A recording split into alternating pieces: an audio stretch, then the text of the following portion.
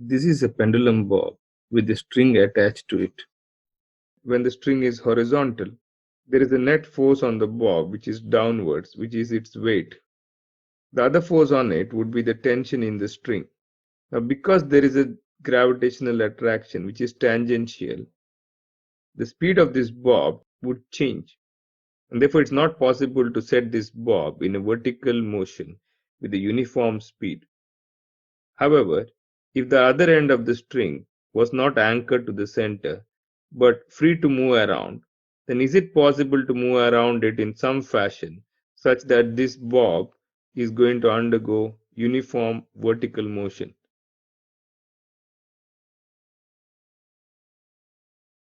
It is given that the length of the string and the radius of the circle are identical. Let's start with the horizontal case. If you mark the forces acting on it, there is a gravity that's pulling it down, and then there is a tension in the string, and this bob has some speed u.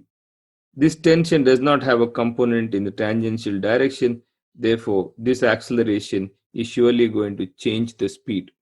However, if we were to move the center of the string to some other point, now it's possible that the tension in the string could have a vertical component such that it cancels the effect of the weight.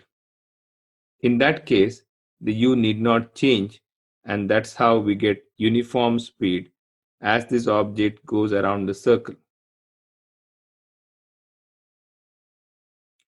Let's write down the general case.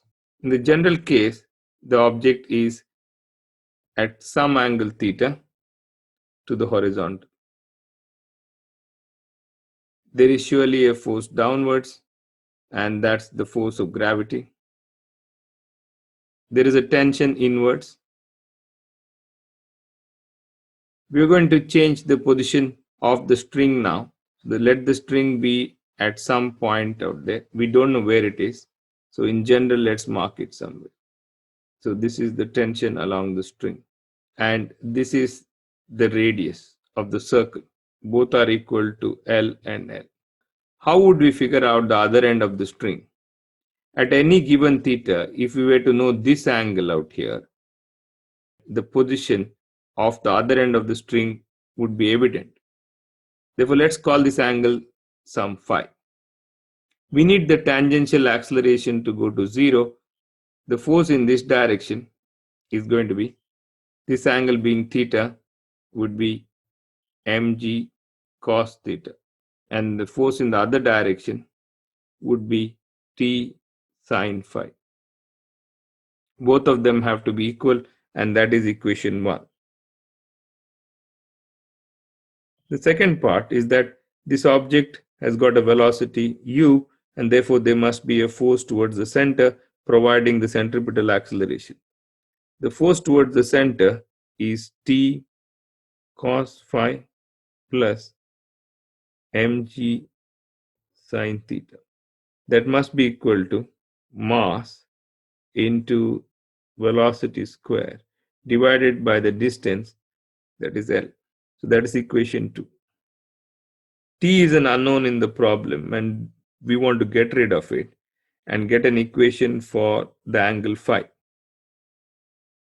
Using 1 into mg, which is common,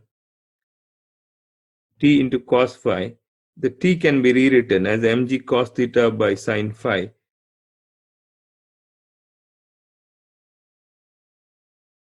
plus a sine theta must be equal to mu square by L. If we rearrange it, we are going to get cot phi is equal to u square by gl minus sine theta divided by cos theta. So this gives us the position of the other end of the string. For every angle theta, the right hand side could be calculated, and we would have an angle phi. Given in the problem that the length of the string is half a meter, we could take a u square by gl equal to some number 2 just to plot it out, and we would have cot phi given by 2 minus sine theta divided by cos theta. For every value of theta, there is a unique value of phi. To really understand how this has to move around, we'll go over to Desmos and plot it. Let us now figure out the modulus of this vector r, which will give us the distance from the origin. If we drop a perpendicular onto this, because these two sides are identical, this is clearly an isosceles triangle. Therefore, the modulus of r must be equal to 2 times L sine of phi by 2. This angle clearly out here must be phi by 2 minus phi by 2, because these two angles are identical. So now we are ready to go ahead and plot this. This is an animation of the solution on Desmos. Follow the link given below to go ahead and try it.